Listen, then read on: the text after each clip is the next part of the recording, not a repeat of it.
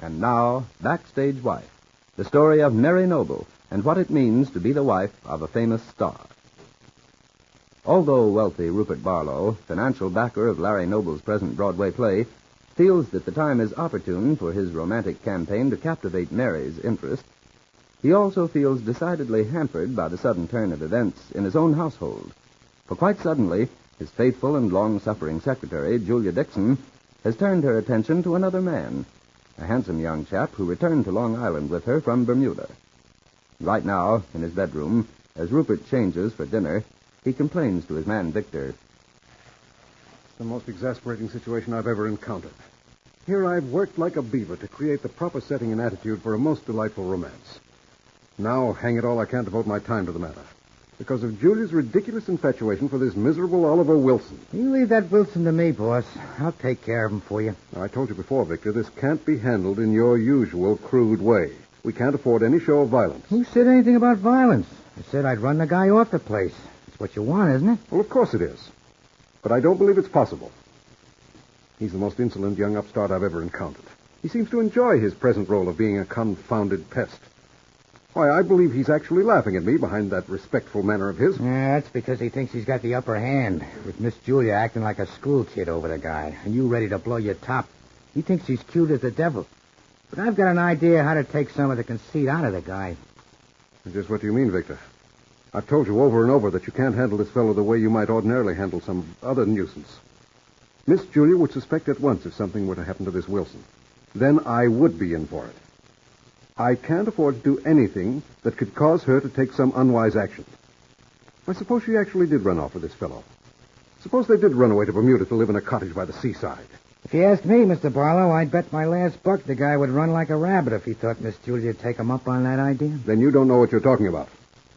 Why, Oliver Wilson told me in so many words that he wanted to marry Miss Julia.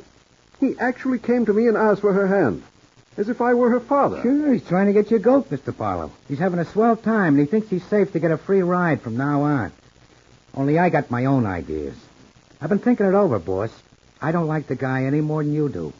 He's pretty smart acting around me, asking me where I learned to be a servant, like I was an ordinary houseboy or something. You'll do well to keep out of the man's way, Victor. Yeah, you tell me how. Keeps ringing for me and sending me on errands, getting him drinks, I don't know what all. And boy, does he get a kick out of it when he sees me burned. Well, you just wait. No blonde gigolo is going to get the best of me. You just watch your step, Victor. I don't want you to do anything that will drive Miss Julia away. Why, I'd be utterly lost without her. Well, okay, then, if that's all you're worried about, why don't you marry her right now and then send Miss Wilson away? Don't be a fool, Victor. You know perfectly well that I have other plans for the present. It's enough to drive a man mad. Just when everything is perfect for me. When Mrs. Noble is so outraged by her husband's attention to Claudia Vincent that it would only take a small bit of persuasion to turn her interest to me. And I have to be tied hand and foot by this ridiculous situation here at home. You just leave it to me. I'll have the guy so groggy in a few days he'll be glad of the chance to get back to Bermuda. You wait and see. Well, just be careful, that's all. Don't let on that you're doing anything at all. You leave it to me. I already got things started. If you don't need me anymore, I'll go fix up a couple of more ideas I just thought of. Just be careful, Victor, that's all. You know me, boys. I never yet got into a jam I couldn't get out of. And in nearby Rosehaven, Long Island, Mary is out on the terrace back of their house. And now as her husband, Larry, approaches from the living room, we hear... Isn't dinner almost ready, Mary? I want to get into New York to the theater a little early tonight. We're ready whenever you are, Larry. I was waiting for Claudia to come downstairs. Oh, is she still up in her room? As far as I know. I haven't seen her since she stormed up to pack. Honey, I wish you could just let this business end on a friendly note. I don't know quite what you mean, Larry. About Claudia. I don't see why you insist on being so openly antagonistic. It makes it terribly awkward for me. Oh? She's going to be in the play. I'll see her every night. Is that such a hardship? You went to a lot of trouble to get her the part. I took the trouble because Claudia needs a break. And because she's very talented. And I also wanted to help Sheila get out of her contract so she could marry that young man of hers and go to Europe to live. Well, then I don't see why you're so displeased at the outcome. It seems to me everything's working out just perfectly for you. Oh, now, don't be like that, Mary. You know Claudia's only going to be here a few days more at the most. Why not try to keep things running pleasantly for that time? Try to get her to stay on. If she packs up and leaves now, it's going to make things very uncomfortable for everyone. And what do you want me to do? Well, couldn't you just go up and talk to her, Mary? Make her see that you want her to stay until after she's settled in the play. But I don't want her to stay. I never did want her here, and I don't want her now. All right, then. I take it you won't make any slight gesture, even though you know how I feel about all this. On the contrary, Larry, I'll go right up now and ask Claudia to do us the favor of staying on as long as she likes. But I didn't say I wouldn't do this for you, Larry. I only said that I don't want her here. But that doesn't matter. And back at Rupert Barlow's luxurious Oyster Bay home, we find young Oliver Wilson in a state of irritation as he approaches Julia Dixon in the library downstairs. I say, Julia, the most annoying thing has happened. Well, what do you mean, Oliver? I've been waiting for some time for you and Rupert. I thought we'd have drinks out in the garden. Well, I'd have been ready ages ago, but I can't for the life of me find my shaving brush. Well, did you have it recently? Of course I've had it.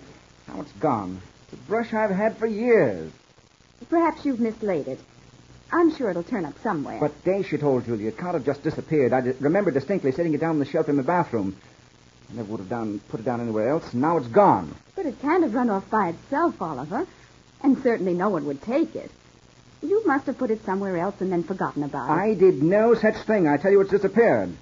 I know just where I put it. I remember perfectly. Well, I don't really know what you expect me to do about it, Oliver.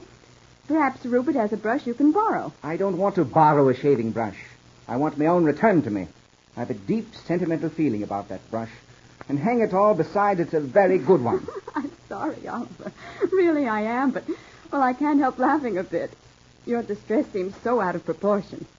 I'm sorry about the brush. If you like, we'll conduct a thorough search of the house and the grounds. Oh, and please don't bother. I didn't realize my loss would be the source of such hilarity, or I wouldn't have mentioned it. Now, Oliver, I said I was sorry.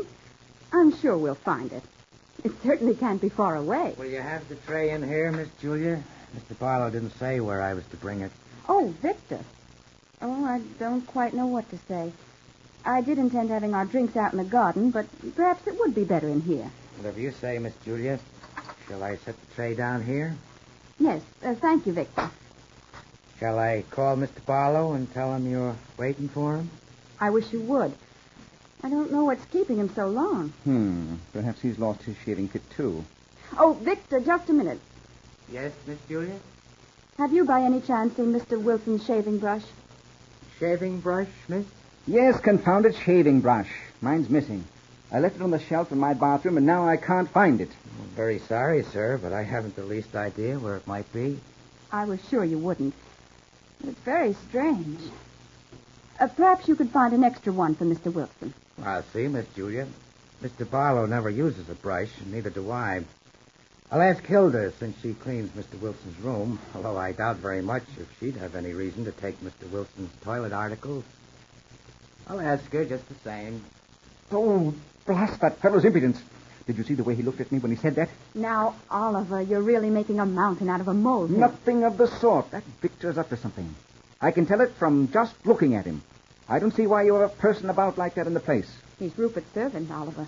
I have nothing to do with it. Then I should think he'd have more sense than to have an obvious blackguard like that about. Oh, Miss Julia.